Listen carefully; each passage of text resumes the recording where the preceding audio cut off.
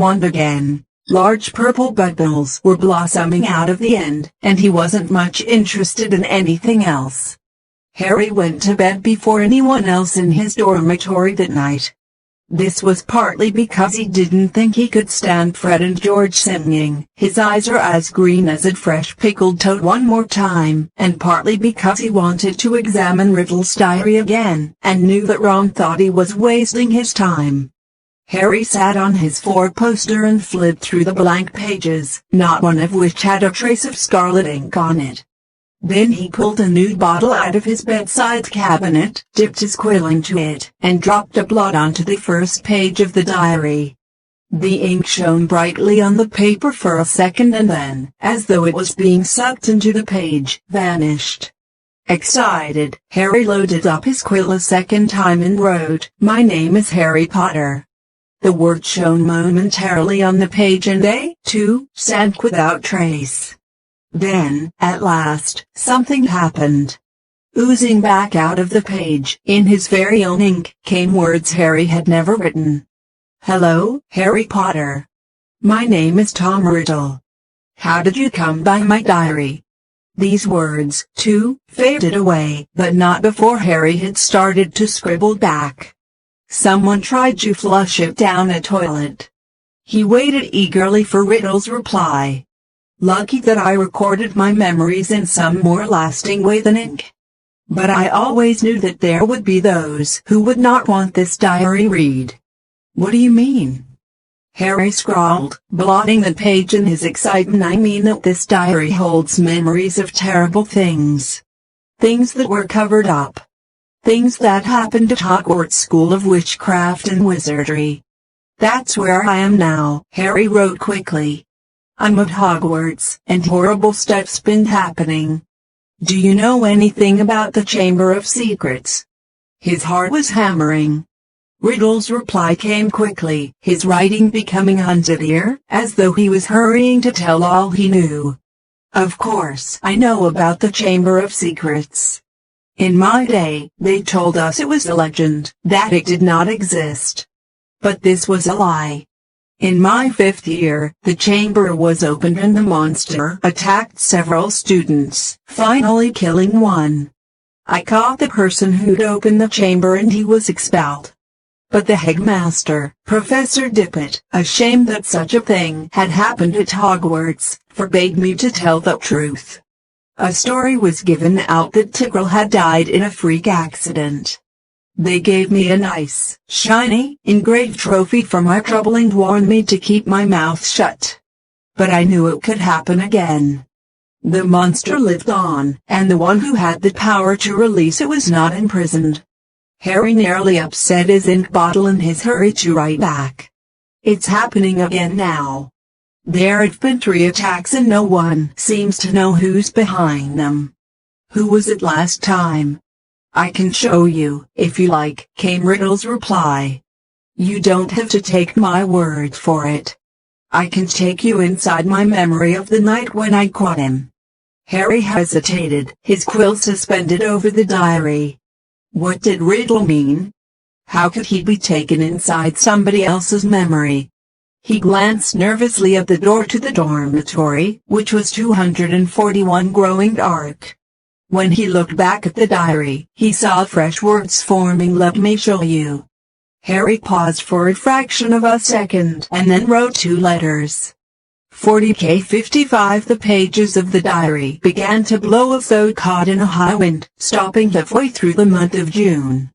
Mouth hanging open, Harry saw that the little square for June 13th seemed to have turned into an minuscule television screen. His hands trembling slightly, he raised the book to press his eye against the little window, and before he knew what was happening, he was tilting forward. The window was widening, he felt his body leave his bed, and he was pitching fires through the opening in the page, into a whirl of color and shadow. He felt his feet hit solid ground, and stood, shaking, as the blurred shapes around him came suddenly into focus. He knew immediately where he was. This circular room with the sleeping portraits was Dumbledore's office, but it wasn't Dumbledore who was sitting behind the desk. A wizened, frail-looking wizard, bald except for a few wisps of white hair, was reading a letter by candlelight. Harry had never seen this man before. "I'm sorry," he said shakily. "I didn't mean to butt in," but the wizard didn't look up. He continued to read, frowning slightly. Harry drew nearer to his desk and stammered, "I'll just go, shall I?" Still the wizard ignored him. He didn't seem even to have heard him. Thinking that the wizard might be deaf, Harry raised his voice. 242 Sorry I disturbed you. I'll go now, he half-shouted. The wizard folded up the letter with a sigh, stood up, walked past Harry without glancing at him, and went to draw the curtains at his window. The sky outside the window was ruby red. It seemed to be sunset. The wizard went back to the desk, sat down, and twiddled his thumbs, watching the door. Harry looked around the office. No Fox the Phoenix, no whirring silver contraptions. This was Hogwarts as Riddle had known it, meaning that this unknown wizard was headmaster, not Dumbledore, and he, Harry, was little more than a phantom, completely invisible to the people of 50 years ago. There was a knock on the office door. "Enter," said the old wizard in a feeble voice. A boy of about 16 entered, taking off his pointed hat. A silver prefect's badge was glinting on his chest. He was much taller than Harry, but he, too, had jet black hair. "Ah, Riddle," said the headmaster. "You wanted to see me, Professor Dippet," said Riddle. He looked nervous. "Sit down," said Dippet. "I've just been reading the letter you sent me." "Oh," said Riddle. He sat down, gripping his hands together very tightly. "My dear boy," said Dipper kindly, "I cannot possibly let you stay at school over the summer. Surely you want to go home for the holidays." "No," said Riddle at once. "I'd much rather stay at Hogwarts than go back to that. 243 You live in a Muggle orphanage during the holidays, I believe?" said Dippet curiously. "Yes, sir," said Riddle, reddening slightly. "You are Muggle-born." "Half-blood, sir," said Riddle. "Muggle father, witch mother." "And are both your parents?" "My mother died just after I was born, sir. They told me at the orphanage she lived just long enough to name me Tom after my father, Mervolo after my grandfather." Dipper clucked his tongue sympathetically. "The thing is, Tom," he sighed, "special arrangements might have been made for you, but in the current circumstances." "You mean all these attacks, sir?" said Riddle, and Harry's heart leapt, and he moved closer, scared of missing anything. "Precisely," said the headmaster. "My dear boy, you must see how foolish it would be of me to allow you to remain at the castle winter months. Particularly in light of the recent tragedy, the death of that poor little girl. You will be safer by far at your orphanage.